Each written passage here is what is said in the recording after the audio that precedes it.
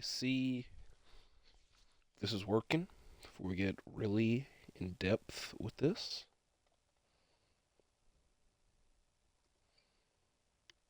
Hello, hello, hello. I don't hear anything. I haven't clicked it. Hear a bunch of rattling. I'm also double checking something.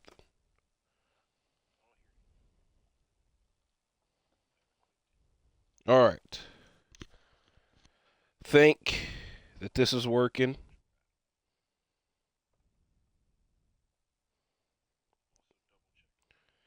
All right. I believe that this is working, and I believe that we're here for ROH TV review, episode number 113.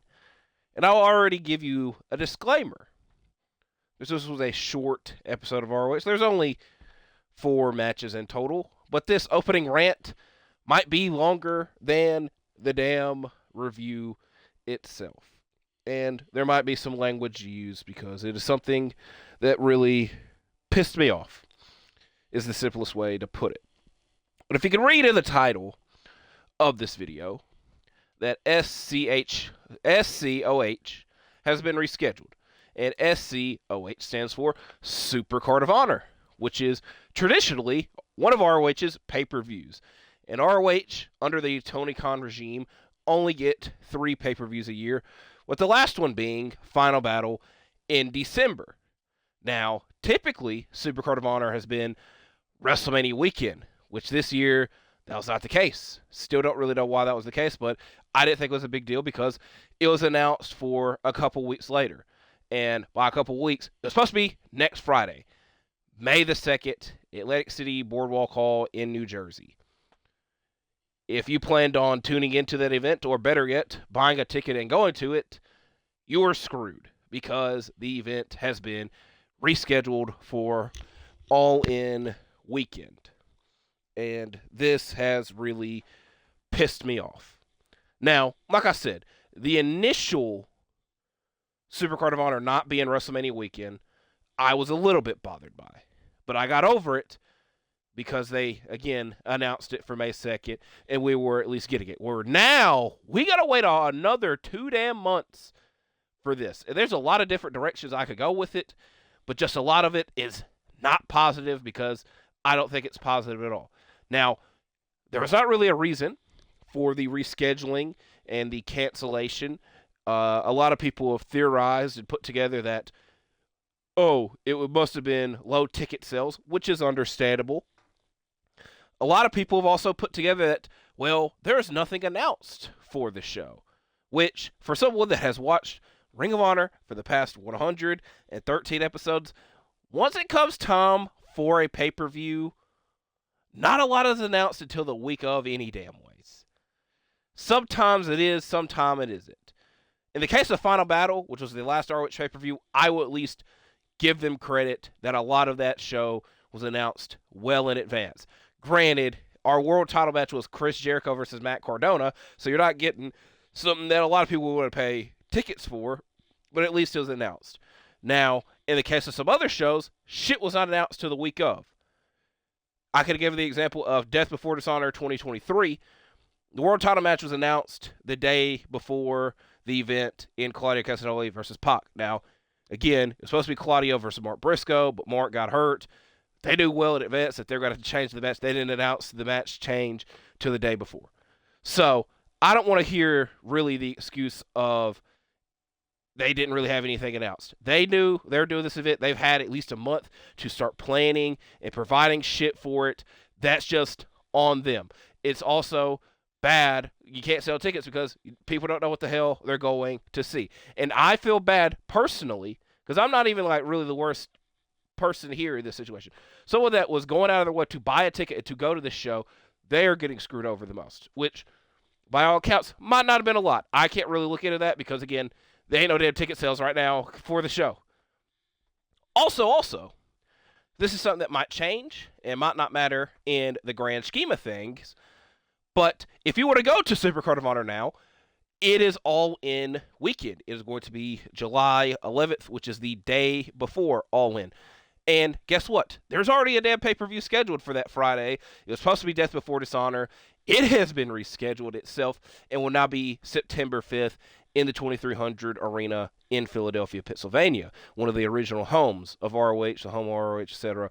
That is one of the few positives came out of this, is that they're going to be returning to the 2300 Arena, but in doing so, there's not going to be a show next week. And again, we got to wait months and months for that one. Now, I know if I was to ask Tony Khan or why this event is canceled, and I more so, again, I think the people that should be the most pissed about it are people that were planning on going to this show. I know his response would be, well, we're going to be running there the next night for a Collision. You could just go to No, motherfucker. ROH gets 3 pay-per-views a year. I want to go to an ROH pay-per-view.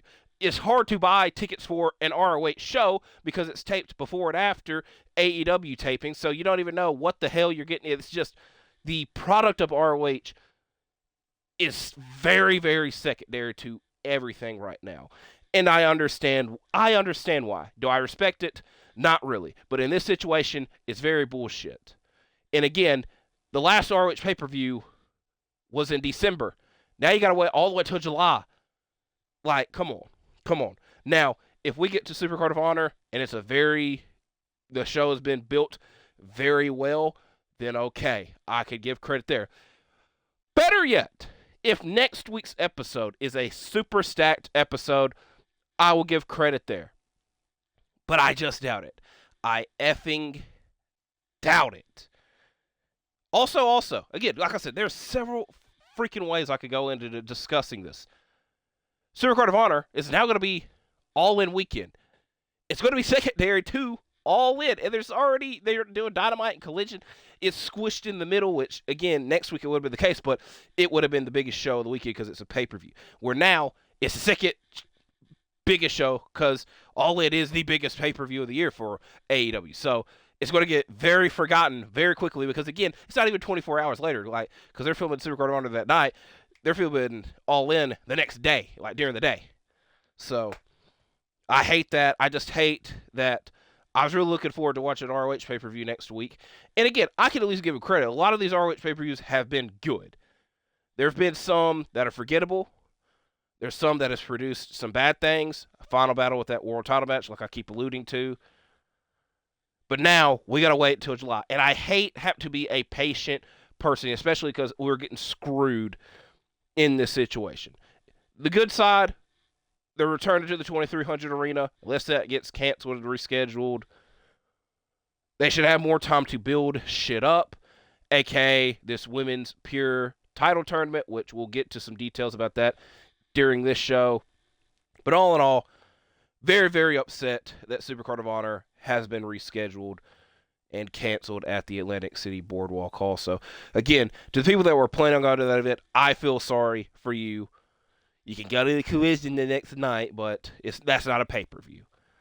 So, I just wanted to get that off my chest. And, the more I sit and think about it, the more I'll probably get pissed about it. So, that's enough of me talking about all that. Let's get into what actually happened in this episode of ROH, episode 113, a night of returns, because we had several returns taking place, including our opening contest, an 8-man tag featuring, one last note about Supercard of Honor. And unless I missed it, which a lot of times I don't skip these commercials that happen, I don't even think they mentioned that, by the way, they mentioned it very briefly, because they showed the schedule for events All In weekend. Outside of that, they did not mention, that was the only mention of Supercard of Honor. So I thought they could have done their due diligence and said, we're not having the pay-per-view, it's been rescheduled. They didn't go all out and say it. You had to be looking at that schedule for All In weekend. So it was a bit very blink and you miss it. Again, I might come back to this topic. I'm going to try my best not to. Let's get into this episode of ROH TV. I've been setting up for the past 8 minutes. I'm starting to sweat. The opening contest was an 8-man tag featuring Tony Nese, Ari Daivari, and the Righteous versus the Spanish Announce Project and the Kingdom, which, again, two of these groups making their Ring of Honor returns. The Righteous, specifically, their first matchup since Final Battle. Daivari and Ed Helico start the match off, but no Code of Honor takes place. We get frequent tags. This changes us once Bennett is distracted on the outside by the Premier athletes in the Righteous attack. Bennett eventually makes his tag to Taven, and they both deliver a super kick to Mark Sterling, who was standing on the apron. Then Serpentico tags in, which he probably should not have done because the Righteous hit him with the orange sunshine. So Tony Nese, Ari Daivari, the Premier athletes, and the Righteous pick up the victory.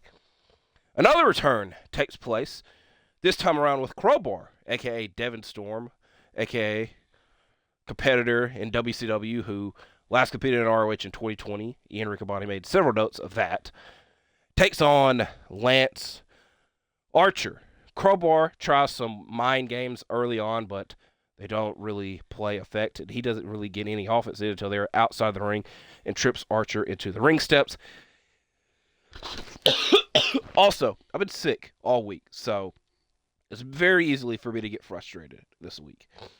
He thinks that he is able to use his crowbar, which he has in the corner, but the referee stops him from getting anywhere near it, and it just sets Archer up enough to hit the blackout and pick up the victory.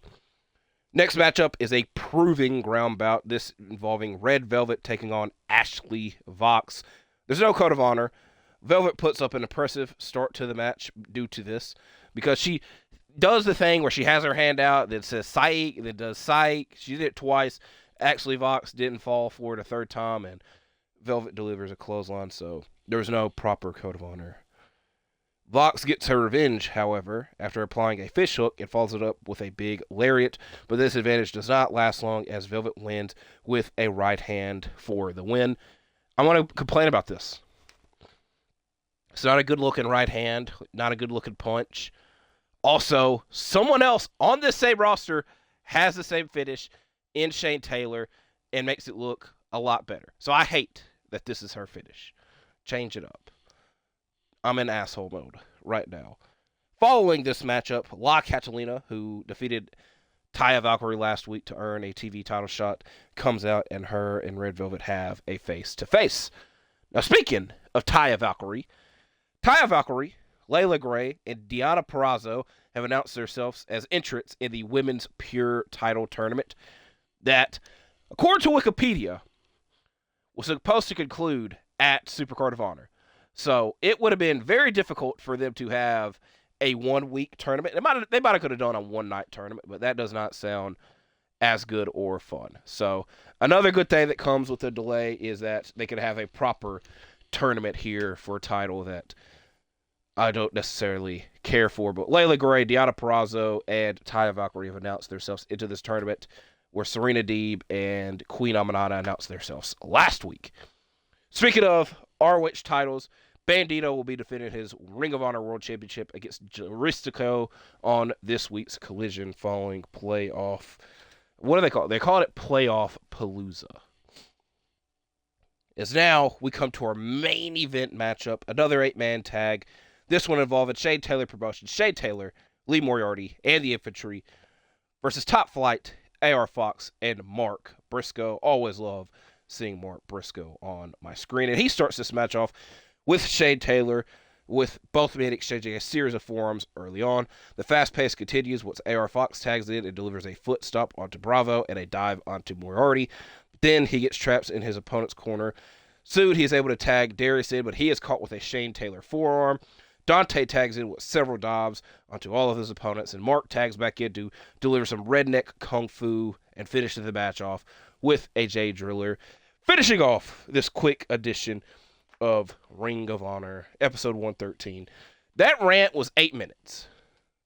So we're 14 minutes. My rant was longer, or almost the same amount of time that it took me to review this episode. So overall, very short episode. I recommend the main event. The other stuff, kind of hit or miss.